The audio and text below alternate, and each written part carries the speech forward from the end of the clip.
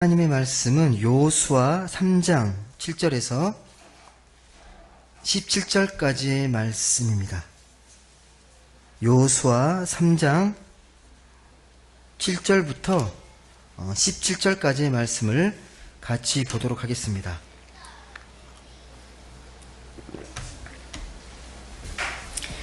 말씀을 한 절씩 교독해 읽도록 하겠습니다. 제가 먼저 7절 말씀을 읽겠습니다.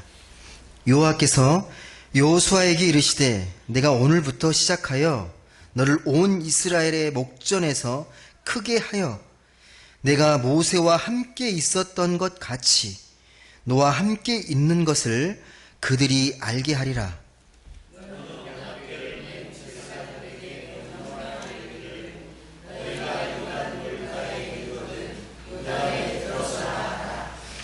여호수아가 이스라엘 자손에게 이르되 이리 와서 너희의 하나님 여호와의 말씀을 들으라 하고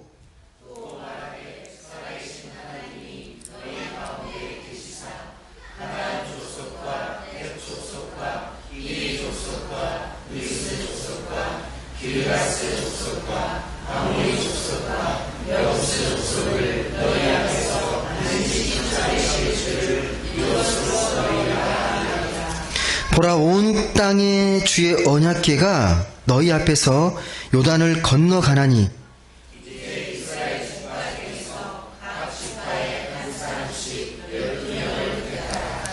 온 땅의 주 여호와의 궤를 맨 제사장들의 발바닥이 요단물을 밟고 멈추면 요단물 곧 위에서부터 흘러내리던 물이 끊어지고 한 곳에 쌓여 서리라.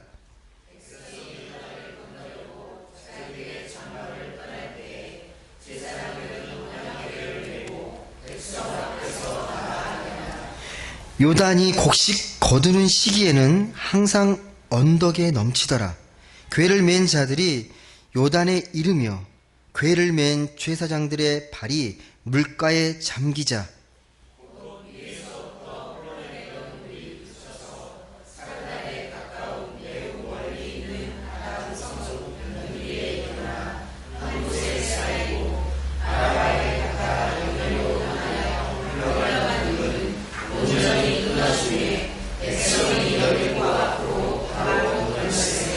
절 같이 읽겠습니다. 여호와의 언약궤를 맨 제사장들은 요단 가운데 마른 땅에 굳게 섰고 그 모든 백성이 요단을 건너기를 마칠 때까지 모든 이스라엘은 그 마른 땅으로 건너갔더라.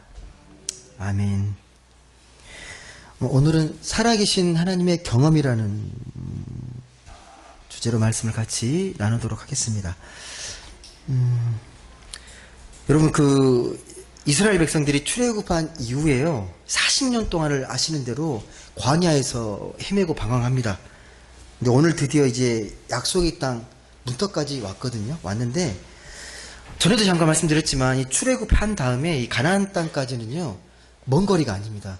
뭐 넉넉하게 잡아도 한 달이면 건널 수 있는 그러한 거리인데, 그렇게 광야 생활을 오랫동안 한 이후에가 무엇인지 정확히는 알 수 없습니다. 그냥 우리가 보통 이해하기를 이 광야의 삶이 이스라엘의 영적 훈련의 기간이었다라고 우리가 추론을 합니다. 물론 그렇게 볼 수도 있겠지만 정확한 것이 아닙니다. 왜냐하면 만약에 이 이스라엘 백성들이 이 출애굽한 이후에 가나안 땅을 들어가고자 하는 정확한 목표가 있었으면요, 여러 번 시도를 했어야 되는데 그런 모습들이 전혀 나오지가 않습니다. 오히려요, 출애굽한 이후에 좀 더 뭔가 편안하고 안정적인 것들 많이 원했던 것 같습니다. 그래서 성경을 보게 되면 가나안 땅에 대한 명확한 목표가 그렇게 암시적으로 나와 있지가 않습니다. 어쨌든 이 40년이 지나서 이제 우여곡절 끝에 가나안 땅을 목전에 둔 상황의 말씀입니다. 여러분, 이 가나안 땅을 이제 하나님이 주셨다고 하는데요, 그냥 쉽게 아무렇게나 들어가서 살 수 있는 땅이 아니에요. 약속이 있기 때문에 건너가서 살면 되는 게 아니고요, 이미 그 땅에는 다른 민족들이 살고 있었습니다. 오늘 나와 있는 것처럼요, 가나안의 이 7족속들이 늘 정착해서 잘 살고 있는 땅입니다. 문명도요, 이 떠돌아다니는 유목민족인 이 이스라엘보다 훨씬 발달된 농경 문화를 이루면서 훨씬 발달된 문명 속에 살아가고 있는 민족입니다. 만만치 않습니다. 그리고 그 땅을 들어가기 위해서 요단강을 건너게 되면요, 뭐가 기다리고 있냐면요, 여리고성이 있고 아이성이 있습니다. 이걸 통과해야 됩니다. 예, 만만하지가 않습니다. 한번 여러분 생각해 보십시오. 만약에 우리가 잘 살고 있는 이 공동체 땅이 있는데요,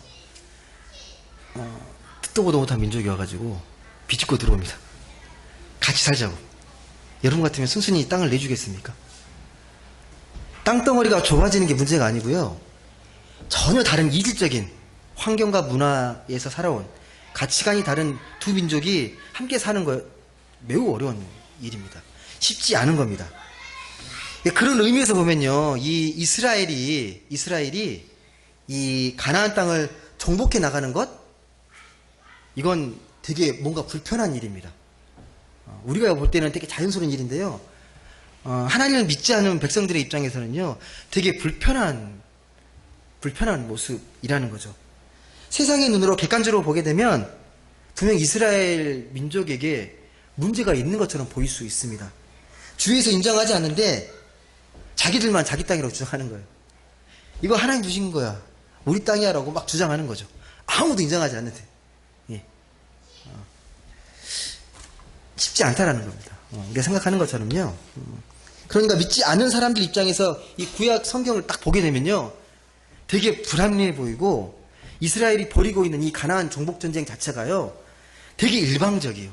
이스라엘 입장에서 편파적인 그런 하나님으로 느껴질 수 있다라는 겁니다. 다른 민족이 봤을 때 정말 편파적입니다. 뭐 그건 그러다 치고요. 그러면 이제 가나안 땅을 정복해 나가야 되잖아요, 이스라엘 백성들이. 가장 이스라엘 백성들이 해결해야 될, 이 들어가기 전에 시급히 해결해야 될 문제가 뭐라고 생각하십니까? 지금 이 가나안 땅 문턱에서 이 이스라엘 백성이 시급히 해결해야 될 문제가 있습니다.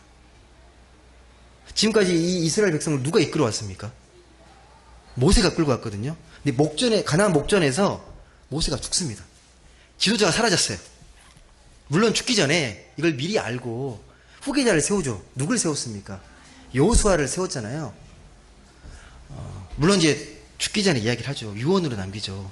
내가 죽더라도 이 여호수아를 정말 잘 섬기고 리더로서 잘 따라라, 그래 너희들이 살 길이라고 이야기했지만, 그 유지로 남겼지만요, 처음은 좀 가능해요. 근데 좀 시간이 지나고 상황이 바뀌고 자꾸 뭔가 일이 터지게 되면 그런 전임 리더의 유언으로 백성을 이끌어가는 게 쉽지가 않게 됩니다. 지도자가 없으면 이스라엘 백성들이 어떤 모습을 취했는지 여러분 기억나시죠? 눈앞에만 안 보이면요, 우상을 숭배하고 공동체가 혼란에 빠지는 그런 경험을 이미 갖고 있습니다. 그러니까 이들에게 가장 시급한 문제는요, 이 백성들, 이 지도자들을 잘 이끌어갈 수 있는, 잘 끌고 갈 수 있는 강력한 리더십이 필요합니다. 리더가 필요하다는 말씀입니다.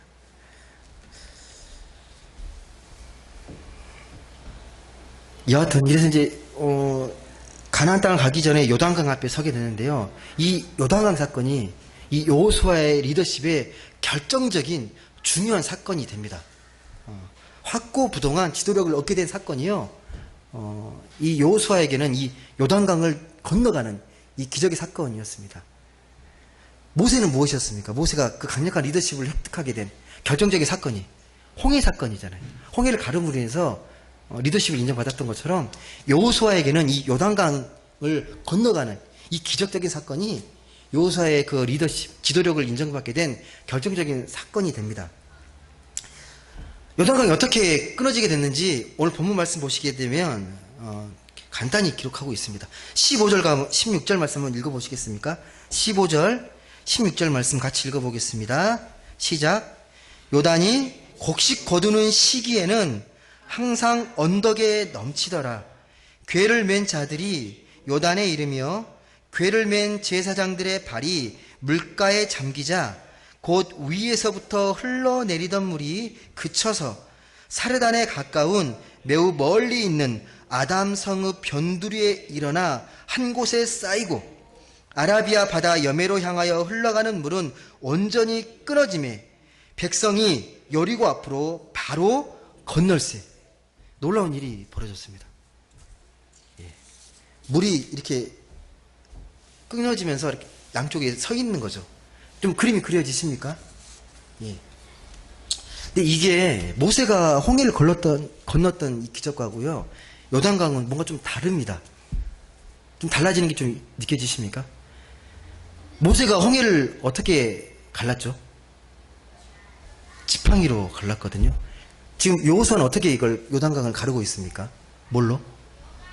잘 보시면 어떻게 건너게 됐죠? 누가 제일 먼저 건넜습니까? 제일 앞에 선 사람이 하나님의 궤를 메고 있는 제사장이 요단강에 참 서 있잖아요. 이게 건너자 이게 갈라지기 시작했거든요. 이게 다릅니다. 그러니까 제사장이 중요한 게 아니고요. 하나님의 그 궤, 그 하나님의 궤 말씀에 대한 믿음이 되게 중요합니다. 궤가 뭔지 아시죠? 궤 속에 뭐가 담겨 있습니까? 십계명 돌판이 담겨 있고 만나 항아리가 담겨 있고 아론의 쌍난 지팡이가 담겨 있는 게 그 궤거든요. 그러니까 하나님을 만났던 역사적 사건이 그 궤 속에 담겨 있습니다. 언제 만들어진지 모르겠는데 언제부턴가 이 궤를 만들어서 제사장들이 메고 있는 겁니다. 지금. 그러니까 이게 뭘 의미하겠습니까? 하나님의 말씀을 먼저 의지해서 이 강을 건너겠다라는 뜻입니다. 예. 모세가 갈랐던 때랑은 좀 다르죠. 말씀을 앞세워서 요단강을 건너고 있습니다. 여하튼 이 홍해 사건이 모세가 갈랐던 이 홍해가 출애굽의 백미라고 하면 이 여호수아가 갈랐던 이 요단강 사건은요. 이제 여호수아를 통해 가나안의 정복 전쟁이 벌어지게 될 텐데 그에 대한 신호탄이 되는 놀라운 하나님의 기적적인 사건입니다. 그렇다면 오늘 본문의 말씀에서 하나님께서 이 요단강의 기적, 요단강을 건너게 했던 의미가 뭐라고 생각하십니까? 왜 이 기적을 보여주셨을까요? 이 요단강의 실체가 여러분은 뭐라고 생각이 되십니까? 다시 말씀드릴게요. 어떻게 건너갔는지. 궤를 맨 제사장들이 요단강 앞에서 발을 띄자 끊어지고 물길이 세워집니다. 이렇게 해서 물이 갈라지기 시작하고 거기를 건너갑니다. 요단강에 있는 그 돌들은요 석회암이거든요. 연한 석회암인데요. 그 역사의 기록에 보면 그런 그 재미난 기록이 있더라고요. 1267년에 밤에서 새벽 사이에 그 암벽이 무너져 가지고요. 암벽이 무너지면 이제 또 하나의 이제 그 길이 생기는데 물길이 갇히면서 위에는 호수가 되고 밑에는 사람이 건널 수 있는 땅이 돼요. 이런 일이 벌어졌다는 게 기록이 되어 있고요. 3번 정도 더 있습니다. 1927년, 60년, 3번 동안 이런 일이 벌어졌습니다. 예. 석회암이 연하다 보니까 무너지면서 물길을 끊고 호수처럼 되고 밑에는 사람이 다닐 수 있는 맨 땅이 되는 거예요. 예. 강물 흐름이 멈췄다는 게 기록이 되어 있습니다. 여러분, 그럼 이렇게 생각할 수 있잖아요. 지금 성경이 말하고 있는 그럼 자연현상을 이렇게 잘 이용해서 그 순간을 맞춰가지고 그걸 건넌 것인가라고 이해할 수도 있습니다. 예. 한두 번은 경험했을 거 아니에요. 그곳에 사니까. 여러분 어떻게 생각하십니까? 자연현상을 이용해서 요단강을 건넜다라고 주장하는 분도 계세요. 예. 이제 제가 중요한 걸 한 가지 말씀드릴게요. 말씀을 읽을 때요, 중요한 게, 어떤 분들은 그래요. 뭐 말씀을 자꾸 이렇게 역사적으로 들춰서 읽으려고 하냐. 있는 그대로 믿으면 되지 않냐. 라고 말씀하는 분이 있습니다. 하지만 절대 그렇지 않습니다. 우리가 읽지 말아야 할 것이 뭐냐면요. 성경은요. 성경 자체를 믿는 게 아니에요. 우리는 성경에 기록된 하나님을 믿습니다. 말씀에 기록된 하나님이 어떤 분이신지 그걸 알고 믿는 거예요. 덮어놓고 믿는 것도 아니고 문자적으로 믿는 게 말씀이 아닙니다. 다시 말씀드려서 무슨 말이냐면 성경하고요. 하나님을 구별해야 됩니다. 성경은 텍스트고 담겨있는 그 하나님을 잘 구별하지 않으면 어떤 일이 벌어지냐. 성경을 신성시하게 되고 성경이 우상이 돼요. 성경 자체를. 예. 경전이라고 말을 하게 되는데 말씀을 통해서 하나님을 만나는 게 중요한 거지 성경 자체를 떠받드는 게 중요한 게 아니잖아요. 마치 이거 뭐가 똑같은 거냐면요. 우리가 사랑을 했을 때 사랑은 우리의 능력을 말하는 거잖아요. 사랑에 대한 기록된 책이 있어요. 사랑에 대해 너무 자세히 기록된 책. 그 책 자체가 능력이 있는 게 아니잖아요. 예. 비슷합니다. 말씀도요. 하나님이 우리에게 주신 메시지고 말씀인데 그 말씀이 무엇인지를 잘 깨닫지 못하게 되면 성경 자체가 주는 의미는 없습니다. 영적 의미는 없습니다.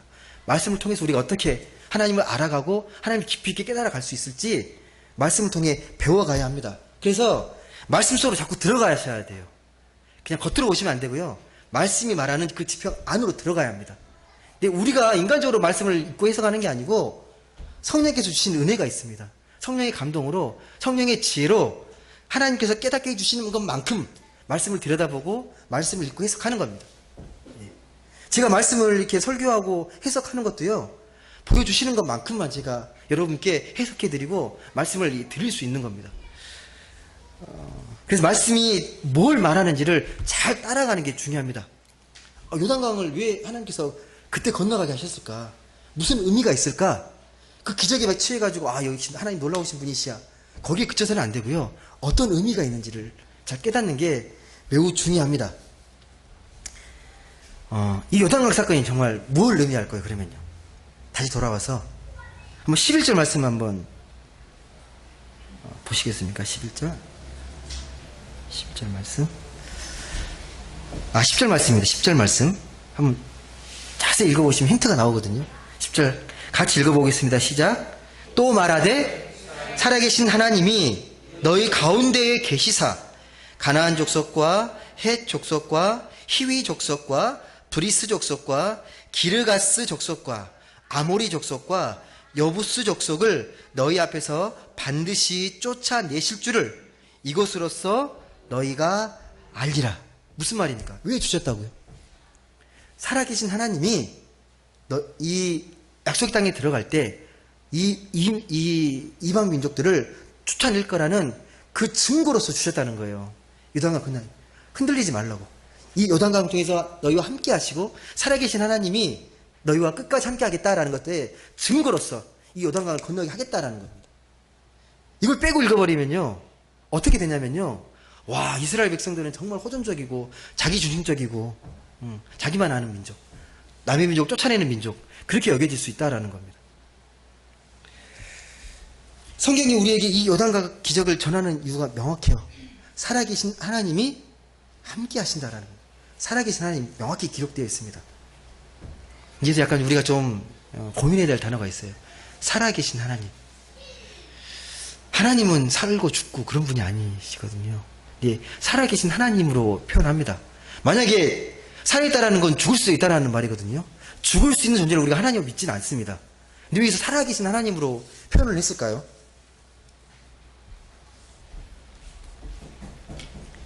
왜 살아계신 하나님으로 기록을 했을까요? 그래서 또 성경의 그 시대적 배경을 들여다보는 게 중요합니다. 여러분, 당시에 고대 근동에는요, 뭐 가나안의 신, 이집트의 신, 그리스의 신, 또 광야의 신, 또 가나안의 신, 어마어마하게 신들이 많습니다. 한마디로 신들의 각축장이에요. 그래서 전쟁이 벌어져도요, 민족끼리 전쟁이 벌어져도 신들의 대리전의 성격을 갖고 있습니다. 그러니까 전쟁에 이기게 되면 신이 이긴 거지 사람이 이긴 게 아니에요. 그 더 뛰어난 신. 그래서 자기가 믿고 있는 신이 더 뛰어나다고 증명을 해야 돼요. 그래서 어떤 신이 무력하게 싸움에 지거나 잘못하게 되면 야, 니네 신 죽었냐? 니네 신 잠자고 있냐라는 표현을 씁니다. 이런 것들에 대해서 당시의 표현을 빌려가지고 우리 하나님은 언제나 살아계신 하나님이다 라는 걸 강조하기 위해서 쓰는 표현이에요. 예, 그냥 쓰는 표현이 아닙니다. 그렇다면 오늘 우리가 살아가는 이 현재에 어떻게 살아계신 하나님을 만나고 경험할 수 있겠습니까? 그 증거가 뭐죠?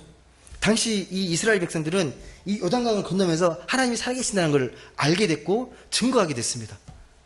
오늘 우리에게 요단강의 기적이 뭐가 있습니까? 그렇게 믿을 만한 증거가 뭐가 있을까요? 대부분이니까 그렇게 생각합니다. 하나님의 살아계심의 증거가 오늘처럼 자연의 기적, 요단강을 건너는 일이 벌어지거나 아니면 불치병에 걸린 사람이 기적적으로 치유가 되거나 뭐 이게 아니면 가끔씩 그런 간증하죠. 예, 표현을 좀 거치게 했을 때 망나니 같은 남편이 예수 믿고 개가 전선해서 새 사람 됐어요. 예, 자녀가 정말 뭐 방황하고 정말 못된 아이였는데 하나님 믿고 새 사람 됐어요. 이런 게 증거라고 생각할 수 있다라는 겁니다. 여러분 만약에 그렇게 증거를 찾고 있다라면요, 우리 신앙은 여전히 미숙한 신앙의 모습일 수 있습니다. 하나님은 이 우주 만물을 창조하시고 창조하신 그 세계를 통해서 끊임없이 나는 살아계심을 증거하고 있습니다. 그리고 우리가 하나님 믿는 사람으로 은혜롭게 살아가고 있는 이 자체가 증거로서 발견되어져야 합니다. 우리를 조금만 들여다보세요. 믿음의 눈으로 보시게 되면 하나님이 살아계심의 증거는 차고 넘칩니다. 감사의 눈으로, 말씀의 눈으로 들여다보면요, 우리가 어떻게 살아가고 있는지, 어떤 은혜로 살고 있는지가 많이 발견될 수 있습니다. 안 보려고 하고 보지 못하기 때문입니다. 우리가 믿는 하나님은 그래서요, 우리를 만드시고 우주를 창조하시고 우주 공간 멀리 떨어져가지고 그냥 지켜보고 관망하는 분이 아니십니다. 그래서 늘 역사하시는 하나님이라고 말을 합니다. 우리 역사에 동참하시고 개입하시고 함께 하시는 인격적인 하나님.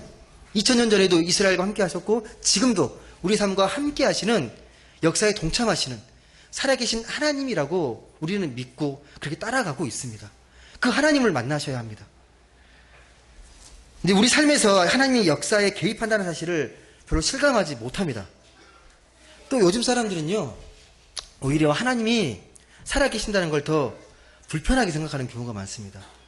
합리적으로 생각하면 그래요. 왜냐하면 아무런 죄 없는 약한 자들이 고난을 겪게 되고 불의한 자들이 형통하고 또 비리를 저지르는데 더 잘 살게 되고 또 천재지변에 많은 사람들이 희생당하고 테러가 일어나고 전쟁이 일어나고 수많은 아이들이 희생당하고 이런 것들을 보게 되면 불합리하다는 거예요. 하나님 살아계심을 말하기가 부끄럽다는 거죠. 그런 우주를 창조하시고 주관하시는 분이 왜 이런 것 하나 막지 못하냐고 자꾸 비판합니다. 그래서 하나님이 함께 계신다? 살아계신 하나님? 설득력이 없다라고 자꾸 이야기합니다. 여러분 어떻게 생각하십니까? 이렇게 말하는 사람들의 이야기. 오늘 분명히 이 이스라엘 민족은 가나안 땅 들어가기 전에 요단강을 건너면서요, 하나님의 살아계심을 체험합니다. 아, 이제 하나님이 우리를 도우시고 함께 하시겠구나를 명확하게 체험하는 놀라운 사건입니다. 오늘 우리는 그걸 어디서 발견할 수 있을까요? 아까 말씀드렸던 것처럼 기적적인 것에 우리가 신앙의 증거를 찾게 되면요, 미숙한 신앙의 모습이 됩니다. 3000년 전의 신앙의 모습으로 돌아가려는 거예요. 자꾸 우리가 이스라엘 민족처럼 기적적인 거에 신앙에 의존해서 살아가려는 모습으로 바뀔 수 있다는 겁니다. 하나님에 대한 말씀과 경험이 진짜 무엇인지를 좀 깊이 들여다보아야 합니다. 말씀을 읽을 때요, 아무 생각 없이 그냥 문자적으로 보지 마시고요, 말씀 의미를 좀 성령의 도우심을 구하면서 그 의미를 잘 깨닫는 게 중요합니다.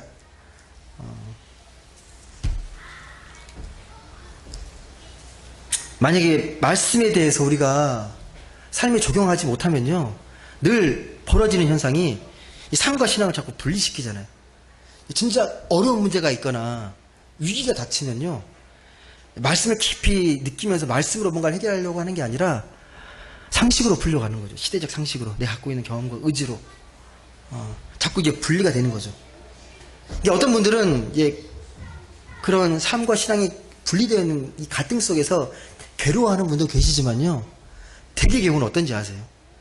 그냥 뭐 막연한 심정으로 그냥 이렇게 가면 되지 뭐, 그런 심정으로 살아가는 경우가 되게 많습니다. 우리의 삶에서 어떻게 하나님 깨달을 수 있을지 다시 한번 우리가 잘 들여다보아야 합니다. 말씀에 그 증거는 차고 넘치거든요. 이게 아무리 많아도요, 여러분 것이 아닙니다. 여러분이 그걸 믿고 여러분이 그 신앙으로 고백하지 못하게 되면요, 나와랑 아무런 관련 없는 신앙의 모습입니다. 모세가 경험했던 하나님, 여호수아가 경험했던 하나님, 그 모든 하나님의 경험들이 내게 되지 못하면요, 그들의 경험이고 그들의 하나님의 모습입니다. 내가 느끼는 게 중요합니다. 나의 하나님 어떤 모습일까? 내게 허락하신 그 하나님의 은혜는 무엇일까? 그걸 계속해서 고민하고 알아야 합니다. 제가 이 자리에서 아무리 떠들어도요, 하나님의 은혜는 이겁니다. 이걸 느끼셔야 합니다. 아무리 말해도요, 여러분이 느끼거나 체험하지 못하면 신앙적 고백으로 흘러가지 않습니다.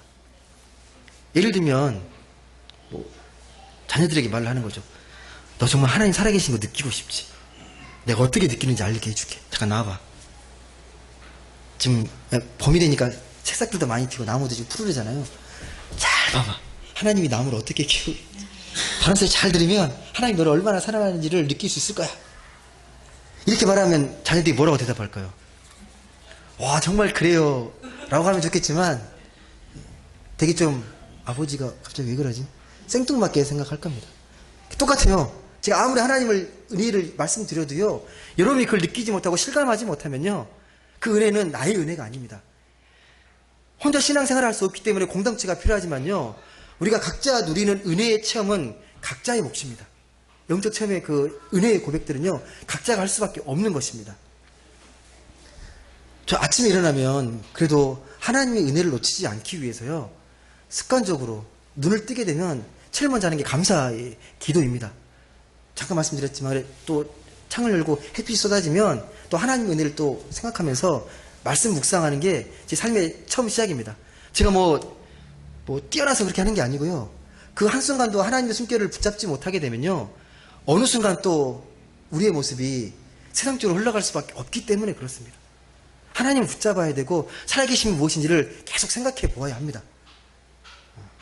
말씀을 맺겠습니다. 말씀을 통해서 하나님의 나라가 무엇인지 여러분 영적인 실체로 경험하셔야 되는데, 나에게 느껴지십니까? 나에게 펼쳐지고 있는 그 하나님의 나라가 어떠한 모습인지가 느껴지십니까? 예수께서 나를 위해서 십자가를 지시고 나의 죄를 대신 지시고 생명을 위해서, 구원을 위해서 돌아가셨는데 그 은혜가 나의 은혜로 느껴지고 계십니까? 그 하나님의 사랑이 나에게 정말 충만해서 그 사랑의 마음으로 세상을 바라보면서 이웃을 사랑하는 마음으로 펼쳐지고 계십니까? 그게 조금이라도 느껴지고 가깝게 여겨지신다면요, 하나님이 살아계시다는 증거일 수 있습니다. 내 마음을 만지고 계심에 귀한 증거일 수 있습니다. 근데 여전히 느껴지지 않는다면요, 여전히 귀로만 듣고 머리로만 이해하는 그런 신앙의 모습일 수 있습니다. 하나님을 인격적으로 교제하고 나누는 신앙의 모습이 아닐 수 있다라는 겁니다. 이 시간 여러분의 영적인 상태가 어떠한지를 좀 깊이 들여다보십시오.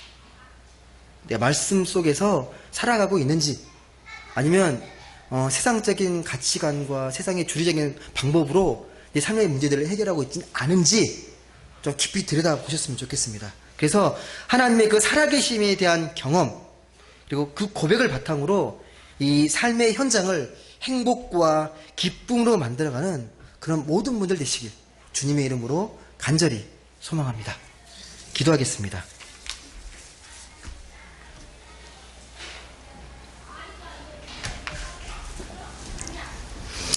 사랑의 하나님 감사합니다. 오늘 우리가 이 세상을 살아가면서 하나님이 살아계심을 얼마나 우리가 느끼고 경험하는지 반성하게 됩니다. 우리가 입술로는 하나님 믿는다, 예수를 그리스도로 주로 고백하고 있다고는 하지만 그게 나에게 얼마나 하나님 나라의 실체로 여기고 있는지, 하나님의 은혜를 얼마나 우리가 깊이 경험하고 있는지 돌아보게 됩니다. 부족한 저의 믿음에 성령께서 함께하사 성령 충만함으로 우리 믿음을 굳건하게 하여 주시고 말씀대로 살아갈 수 있는 믿음의 지혜와 능력을 허락하여 주옵소서. 세상 살아감에 있어서 영적인 분별력이 너무나도 필요한 시대입니다. 하나님, 세상의 조류에 휩쓸려 가지 않도록 순간순간 말씀의 지혜로 세상을 분별하고 영적인 것을 잘 분별하여서 우리의 삶이 더욱더 주 안에서 참된 영적인 기쁨과 행복을 누리며 살아가는 참된 신앙인의 삶으로 우리를 이끌어 주옵소서. 감사드리며 사랑이 많으신 예수님의 이름으로 기도드립니다. 아멘.